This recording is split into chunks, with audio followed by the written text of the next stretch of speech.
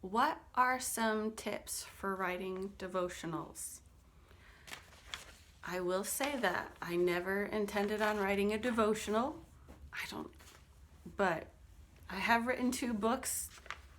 Oddly, it was never like a life goal to write a book. I think I just had a message and I saw a need. And so for my devotional was that I saw a lot of Baptists believing a lot of things, and then as soon as they graduated and those beliefs were challenged, they didn't have enough information or truth to explain it. And so then because they didn't have that information, they just assumed that what they believed wasn't real. So I saw a need and I tried to find a format that might be bite-sized for them to learn that. So first, know what you want to accomplish and why, because you have to have an end goal for you to ever meet it. What do you want this devotional to be about? Why are you doing it? Is it because God put it in your heart? Because ultimately your goal has to be to honor God and doing what he wants you to do, because it's a very difficult, not just writing, but everything that comes after the writing. Know what kind of format you want to do. Look at different devotionals. Mine was more like a Bible study or more of a discipleship scenario. It is just bite-sized pieces of me trying to share my heart in a kind way to teach somebody the Bible. And it's how I do devotions. I read the Bible and then I ponder on it and I think on what those passages are. But some devotions are inspirational and they just have little stories, and it's not as much teaching, or some are just very topical and they give you just little fluff pieces about that topic. So you have to, and I'm not saying fluff in a negative way, I'm just naturally more analytical, so I don't think that way, so I'm not great with that. But just look at who you are and your personality and how you would want to format it. So you have why you want to do it, what type of format you want to do it in, then map out a basic outline for how long you want it to be and the topics that you want to cover. Like week 1, I want to cover this, or this story for this. And so you just have to really have a clear presentation of what you're going to do, because writing is very systematic. You don't just feel inspiration. There are stages of inspiration. My husband and I laugh. We say, like, at first, writing a book is like she's your girlfriend and you're so infatuated, and every waking moment, that's all you think about. And then as you get into it more, you're like, oh, I married her and I didn't know what she was going to be like. There's some really, really awful things about that, and you just don't even want to look at it. Why did I even do this? This is the worst. And then as you keep at it and you invest in it, and they say that the grass is always greener where you water it, and the more you invest in it and the more you work at it and the better you get at doing what you do, then that calmer love comes back. So, and that helped, but you just cannot trust inspiration or feelings or good anything to last. So map out a basic outline, because then you just have to set aside the time. You say, okay, this is the day that I'm going to do it. Right? My husband's working on his 3rd book in the Kingdom Come series, and our tagline that we always say, it's not going to get done by itself. You have to show up whether you feel like showing up or not. So he sets aside, he gets up at 5 in the morning a couple days a week, and then he works on it on Saturdays. And he just sits down and he looks at his outline and says, this is what I need to study and this is what I need to write about. And then you do it. And it just takes work. You have to be diligent and don't get distracted by a new shiny goal over here, because it's going to get old. It's work. And it's not going to be fun, and it's going to feed on all of your insecurities. I'm not good enough. Why am I doing this? I'm never going to finish. Nobody's going to read this. It's not going to sell. You know, if it's not going to sell, even if you're not in it for money, because it's probably not going to make you any money. Devotionals, Ministry is not money making. It's ministry. No matter how many, leadership conferences you go to, ministry is ministry. And you can't be in it for the money, because that's not where money is. So be diligent, don't get distracted. It's okay to cry. Because I cannot explain to you how vulnerable and courageous creativity is. And then sharing it with people. And it's hard, and it's okay to cry. But just do your best for the Lord. That's where you have to invest in it. That's why you have to know your why. Like, God, do you really want me to do this? Because this is awful, and it's horrible, and it's scary. And then find safe people who are intelligent. When I say safe, I mean not high conflict people who need to be the authority in the room. That they're really, really excited to point out your flaws. Find intelligent people who have grace to proofread it. And then understand that you can't take criticism personally.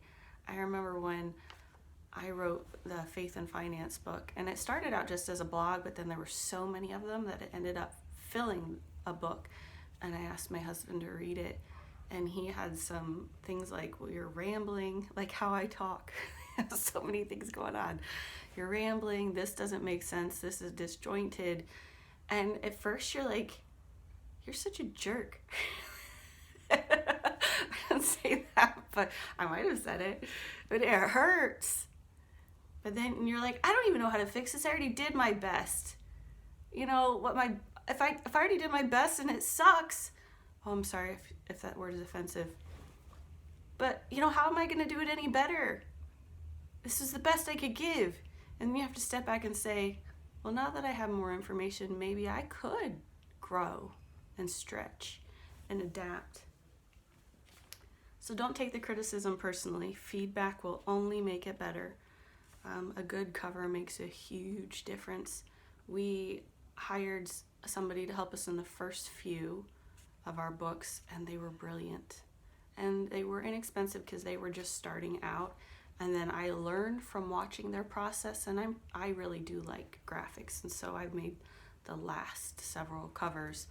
But if you know Adobe Photoshop, you can make your own, and we go through Kindle or through CreateSpace, which is Amazon Kindle Direct Publishing. I think it's called KDP Publishing, and they will give you your size for the cover and all the bleed over. And we really, really like CreateSpace and that direct publishing because they do print on demand. And then with our first book, we went to a big printer, and they wanted to make 500 copies, and it was a huge investment. And then they made a mistake, but then they were bad businessmen, and they actually just took our money and printed the wrong thing, and we had to go to court. And then he was dying, and then his business went down. And if we hadn't done it on a credit card and been able to reverse the charges, we would have lost $1,000 or more on that. So we really appreciate CreateSpace for all of our print on demand. So then you don't have to keep them, and they, all your orders, you just go through them and they ship them out. They have excellent customer service. But that being said, publishers don't really want to publish you unless you already are a somebody. For instance, Joni Eareckson Tada. She went through something huge and traumatic that I wouldn't want to go through, but she was able to use that for the glory of God. And so she already has a platform. And she already had a lot of publicity, and she already had something that people were emotionally invested in. So she has already a well-known status from which to minister. And you think about the book Seeking Allah, Finding Jesus.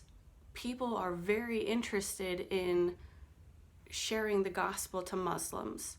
So here's this person who went through the apologetic study of Christianity versus Islam and came out on the side of Christianity. So he has a platform, and he kind of got pushed into the ministry because his platform was so unique. And he said that he wouldn't necessarily recommend being pushed into ministry like that, but he has a platform of interest that people really care about.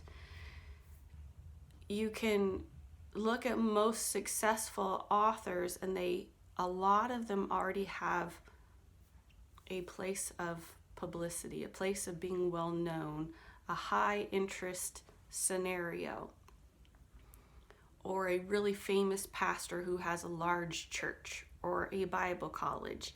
They're well known for something, and then they write books because they're already an influencer.